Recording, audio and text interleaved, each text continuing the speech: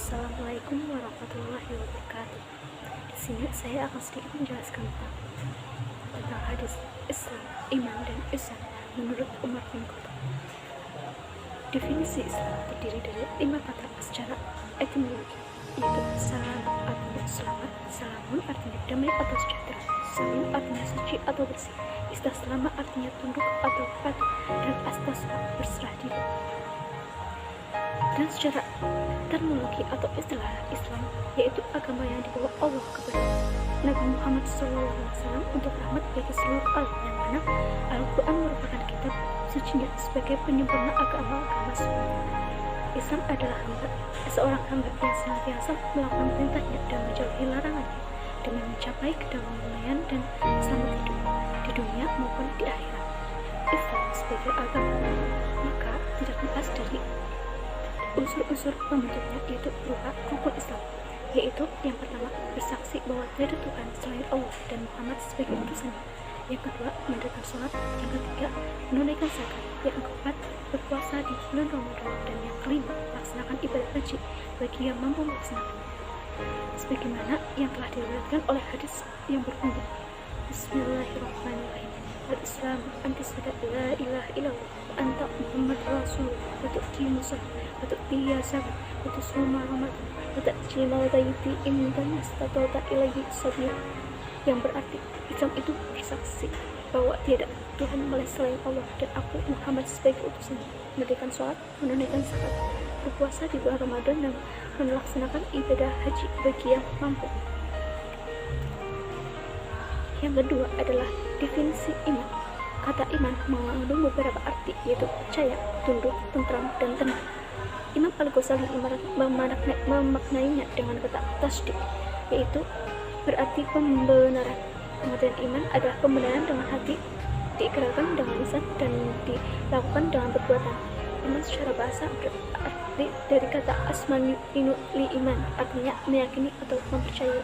Pembahasan pokok akidah Islam berkisar pada akidah yang terrumuskan dalam rukun iman, yaitu iman kepada Allah, iman kepada malaikat-malaikatnya, iman kepada kitab-kitabnya, iman kepada rasul-rasulnya, iman kepada hari akhir, dan iman kepada takdir Allah, sebagaimana dalam hadis yang berbunyi Bismillahirrahmanirrahim. Al-iman an tu'minu billahi wa malaikatihi wa kutubihi wa rusulihi wal yaumil akhir wa tu'minu bil qadari khairi wa sharrihi, yang artinya iman itu engkau percaya kepada Allah, malaikat-malaikatnya, kitab-kitabnya, rasul-rasulnya, beriman kepada hari akhir, dan engkau percaya kepada takdir yang baik maupun yang buruk.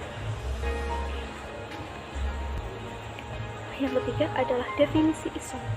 Ihsan berarti perbuatan baik.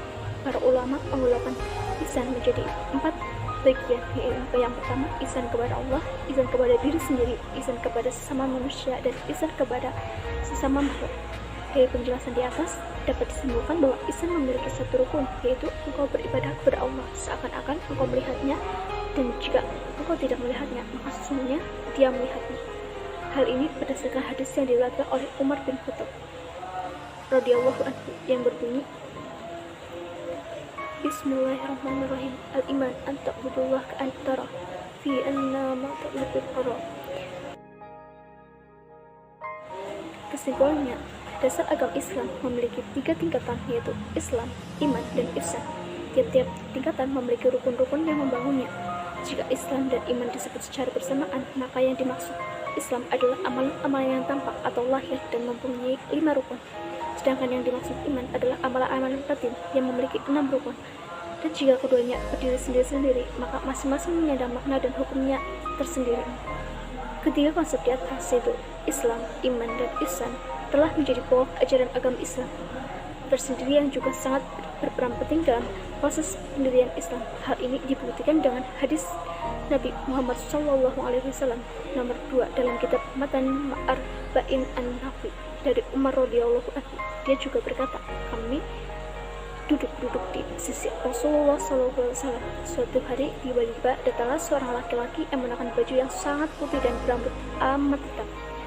Tidak tampak padanya bekas-bekas perjalanan yang jauh, dan tidak ada seorang pun yang mengenalinya. Hingga kemudian dia duduk di hadapan Nabi Muhammad SAW lalu menempelkan kedua lututnya kepada lututnya atau lutut Nabi Muhammad SAW. Saya berkata, "Ya Muhammad, berikanlah aku tentang Islam." Bersabdalah Rasulullah SAW, "Islam adalah apa bersaksi bahwa dia adalah Tuhan melainkan Allah yang patut disembah, dan Nabi Muhammad sebagai Rasulnya. Engkau mendirikan sholat, menunaikan zakat, berpuasa di bulan Ramadan, dan pergi haji jika mampu." Kemudian dia berkata, "Anda benar, kami semua heran." Dia yang bertanya, dia pula yang menanyakan. Kemudian dia bertanya lagi, "Beritahukan aku tentang iman." Lalu beliau bersabda, "Engkau beriman kepada Allah, malaikat-malaikatnya, kitab-kitabnya, rasul-rasulnya, dan hari akhir, dan engkau beriman kepada takdir yang baik maupun yang buruk." Kemudian dia berkata, "Anda benar." Kemudian dia berkata lagi, "Beritahukan aku tentang Islam." Nabi Muhammad SAW bersabda, "Islam adalah engkau beribadah kepada Allah seakan-akan engkau melihatnya. Jika engkau tidak melihatnya, maka dia melihat engkau." Dia kemudian berkata, "Beritahukan aku tentang hari kiamat, kapan terjadinya?" Nabi bersabda, yang ditanya tidak lebih tahu daripada yang bertanya. Dia berkata, "Beritahukan aku tanda-tandanya." Beliau bersabda, jika seorang hamba melahirkan tuannya, dan jika engkau melihat seorang bertelanjang kaki dan dada, miskin dan pengembala domba, kemudian berlomba-lomba meninggikan bangunannya. Kemudian orang itu berlalu, dan aku terdiam sebentar. Kemudian beliau Rasulullah SAW bertanya, "Tahukah engkau siapa yang bertanya?" Aku berkata, "Allah dan Rasulnya lebih mengetahui." Beliau bersabda, "Dia adalah Jibril yang datang kepada kalian bermaksud mengajarkan agama kalian." Riwayat Muslim. Sesungguhnya materi-materi yang diuraikan dalam Al-Quran dan hadis menjadi bahan pokok pelajaran yang disajikan dalam proses pendidikan Islam, baik formal maupun non-formal. Oleh karena itu, materi pendidikan Islam harus dipahami, dihayati, diyakini, dan diamalkan dalam kehidupan umat Islam. Sekian penjelasan dari saya, kurang lebihnya mohon maaf. Assalamualaikum warahmatullahi wabarakatuh.